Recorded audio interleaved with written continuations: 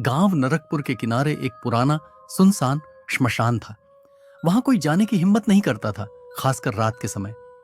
कहते थे कि वहां एक भयानक पिशाच रहता था जो जिंदा इंसानों का खून पी जाता था।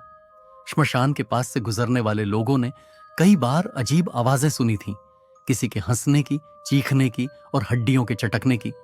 गांव के बुजुर्गों का कहना था कि 100 साल पहले एक आदमी कालू तांत्रिक वहां तपस्या करने आया था, लेकिन उसने काला जादू करने की कोशिश की, जिससे वह खुद एक पिशाच बन गया।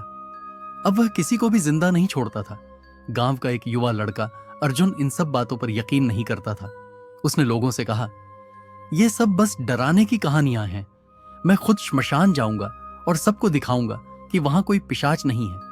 गांव के लोग उसे रोकते रहे, लेकिन अर्जुन नहीं माना। उसने एक मशाल उठाई और रात के समय श्मशान की ओर चल दिया।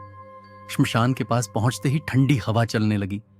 चिता की बुझी हुई लकड़ियों से अजीब सी गंध आ रही थी, और फिर कोई धीरे धीरे हंसने लगा।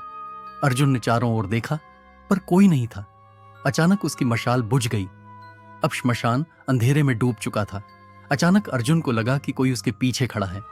उसने कांपते हुए गर्दन घुमाई, और वहां एक भयानक पिशाच खड़ा था, लंबा, काले रंग का। उसकी आंखें सुर्ख लाल और दांत खून से सने हुए। पिशाच धीरे धीरे बोला, तुम यहां क्यों आए हो? अब तुम वापस नहीं जा सकते। अर्जुन की सांसें तेज हो गईं।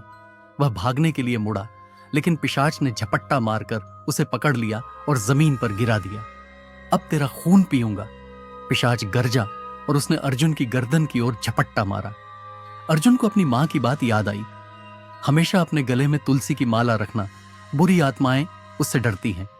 अर्जुन ने अपनी गर्दन से तुलसी की माला निकाली और कांपते हुए पिशाच की ओर फेंक दी। जैसे ही माला पिशाच के शरीर से टकराई, वह चीखने लगा। उसका शरीर जलने लगा और देखते ही देखते वह राख में बदल गया। श्मशान फिर से शांत हो गया। अर्जुन ने राहत की सांस ली और भागकर गांव वापस आ गया। अर्जुन ने गांव वालों को सब कुछ बताया। सबने मिलकर श्मशान में हवन करवाया और जगह को शुद्ध किया। लेकिन कुछ दिनों बाद एक रात किसी ने श्मशान से फिर वही डरावनी हंसी सुनी। शायद पिशाच मरा नहीं था, बल्कि लौट आया था